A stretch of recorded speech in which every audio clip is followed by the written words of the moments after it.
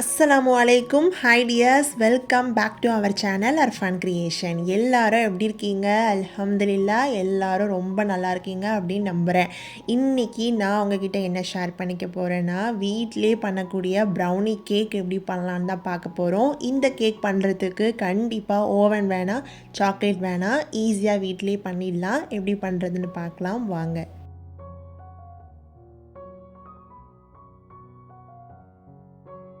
Chocolate brownie செய்யறதுக்கு நான் ஒரு அரை கப் அளவுக்கு கொக்கோ பவுடர் வந்து சேர்த்துருக்கேன். அடுத்து இது கூட ஒரு 3/4 கப் அளவுக்கு ஆயில் வந்து சேர்த்துக்கலாம். இந்த ஆயிலும் கொக்கோ பவுடரும் நல்லா மிக்ஸ் ஆகிற வரைக்கும் நல்லா இந்த மிக்ஸை வச்சு கலந்து விட்டுக்கோங்க.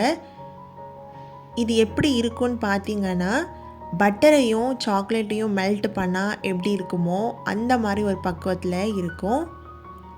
அடுத்து ஒரு க்ளீனான பவுலில் நான் ஒரு 3 முட்டை வந்து சேர்த்துக்கிறேன். 3 முட்டையை சேர்த்ததுக்கப்புறமா விக்ஸை வச்சு நல்லா நான் பீட் பண்ணிக்கிறேன்.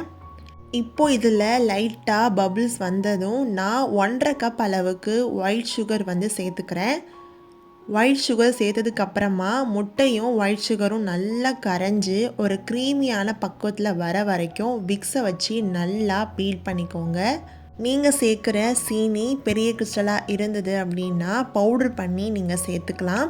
இதோட பக்குவம் பார்த்திங்கன்னா இந்த மாதிரி க்ரீமியாக இருக்கணும். இதுதான் வந்து பக்குவம். இதுக்கு அப்புறமா ரொம்ப போட்டு மிக்ஸ் பண்ண வேணாம். இப்பயே நம்ம ஸ்டாப் பண்ணிக்கலாம். நம்ம இந்த கேக்கில் முட்டை சேர்த்துருக்கோம் அப்படிங்கிறனால நான் ஒரு ஃப்ளேவருக்காக வெண்ணிலா எசன்ஸ் வந்து சேர்க்குறேன். 1 டீஸ்பூன் அளவுக்கு நம்ம வெண்ணிலா எசன்ஸ் சேர்த்துக்கலாம். எசன்ஸை ஆட் பண்ணதும் நல்லா விக்ஸை வச்சு கலந்து விட்டுக்கிறேன். அடுத்து நம்ம ரெடி பண்ணி வச்சுருக்கிற கொக்கோ பவுடர் ஆயில் மிக்ஸை இதில் சேர்த்து நல்லா கலந்து விட்டுக்கலாம். கேக் பண்ணுறது ரொம்ப கஷ்டமான வேலை அப்படின்லாம் வந்து இல்லை. அதுக்கான பொறுமையும் பக்குவமும் நமக்கு தெரிஞ்சாலே போதும். முக்கியமாக அதோடைய அளவு வந்து கரெக்டாக இருந்தாலே நம்ம ஈஸியாக பண்ணிடலாம். இப்போ இதை நல்லா கலந்து நான் ஓரமாக எடுத்து வச்சுக்கிறேன். நான் இந்த கேக்குக்கு பார்த்திங்கன்னா மைதா மாவு இல்லாமல் கோதுமை மாவு தான் வந்து சேர்த்துக்கிறேன். அது பார்த்திங்கன்னா ஒரு அரை கப் அளவுக்கு சேர்த்துருக்கேன். ஒரு 1/4 டீஸ்பூன் அளவு உப்பு சேர்த்து நல்லா சலித்து நம்ம எடுத்துக்கலாம். இப்போ நம்ம சலித்து எடுத்து வச்ச கோதுமை மாவை கொஞ்சம் கொஞ்சமாக இந்த பேட்டரோட சேர்த்து நல்லா மிக்ஸை வச்சு கலந்து விட்டுக்கிறேன். எப்போவுமே மாவு சேர்க்கும் போது ஒரே நேரத்தில் சேர்க்காம கொஞ்சம் கொஞ்சமாக சேர்த்தது தான் எந்த ஒரு ஹேர் பபிள்ஸும் இல்லாமல் ஈஸியாக நம்மளால் மிக்ஸ் பண்ண முடியும். நானுமே கொஞ்சம் கொஞ்சமாக சேர்த்து நல்லா மிக்ஸ் பண்ணிக்கிறேன். ப்ரௌனிக்கான கேக் பேட்டர் எந்த ஒரு பக்குவத்தில் இருக்கணும் அப்படின்னா இந்த மாதிரி ஒரு டெக்ஸ்சரில் தான் இருக்கணும். இதுதான் சரியான பக்குவம். அடுத்து நான் ஒரு கேக் பேன் எடுத்திருக்கேன். அதில் கொஞ்சமாக ஆயில் வந்து சேர்த்து நல்லா எல்லா பக்கமும் நான் வந்து தடவி விட்டுக்கிறேன். அதுக்கப்புறமா கொஞ்சமாக வந்து கோதுமை மாவு வந்து சேர்த்து நல்லா எல்லா பக்கமும் டஸ்ட் பண்ணி விடுறேன். அப்போ தான் உங்களுக்கு கேக் வந்து ஒட்டாமல் அழகாக வரும். உங்கள்கிட்ட பட்டர் பேப்பர் இல்லைன்னா இந்த மாதிரி கூட பண்ணிக்கலாம்.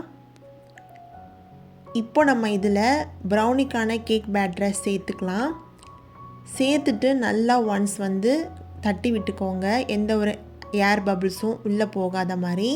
ப்ரௌனி கேக் வந்து எப்போவுமே கிராக்காக தான் வந்து இருக்கும். அதனால் ரொம்ப கிராக் ஆகக்கூடாதுன்னு நான் லைட்டாக ஸ்பூன் வச்சு மிக்ஸ் பண்ணிவிட்டு நான் வந்து குக்கரில் உள்ளே ஒரு ஸ்டாண்டு வந்து போட்டுட்டு அதுக்கு மேலே நான் ப்ரௌனி கேக் வச்சு நான் வந்து மூடி வச்சுட்டேன். இது ஒரு 45 நிமிஷம் லோ ஃப்ளேமில் நம்ம பேக் பண்ணி எடுத்துக்கலாம்.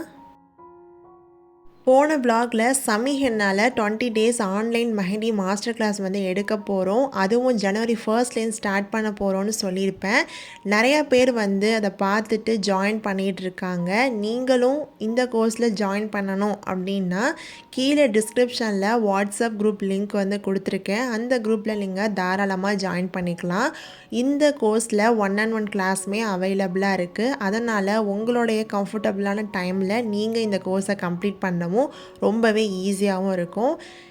இந்த கோர்ஸில் ஜாயின் பண்ணணும் ஆசைப்பட்டீங்கன்னா கண்டிப்பாக கீழே டிஸ்கிரிப்ஷனில் லிங்க் கொடுத்துருக்கேன், தாராளமாக ஜாயின் பண்ணுங்கள். கரெக்டாக 45 நிமிஷம் கழித்து நான் வந்து பேக் பண்ண நம்மளுடைய ப்ரௌனி கேக்கை வந்து ரெடி பண்ணி எடுத்து வச்சுட்டேன். இதை பார்க்குறதுக்கு உங்களுக்கு எப்படி இருக்குன்னு சொல்லுங்கள். செம்ம சூப்பராக இருந்தது. நான் எக்ஸ்பெக்ட் பண்ணதை தாண்டியே இருந்தது. இதை நான் கட் பண்ணி காட்டுறேன், அப்போ தான் உங்களுக்கும் தெரியும் எவ்வளோ சூப்பராக இருக்குது அப்படின்ட்டு.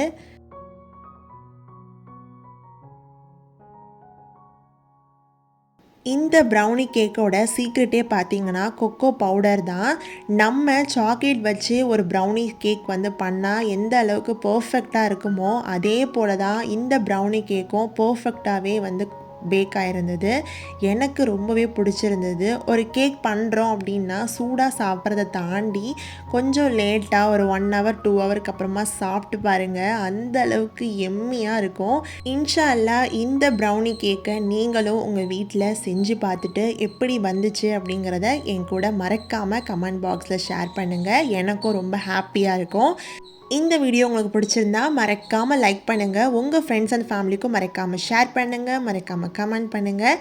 நம்ம சேனல் பிடிச்சிருந்தா மறக்காமல் சப்ஸ்கிரைப் பண்ணிக்கோங்க. தேங்க்ஸ் ஃபார் வாட்சிங் டியர்ஸ். அஸ்ஸலாமு அலைக்கும். எல்லாரும் ஹாப்பியாக சந்தோஷமாக இருங்க.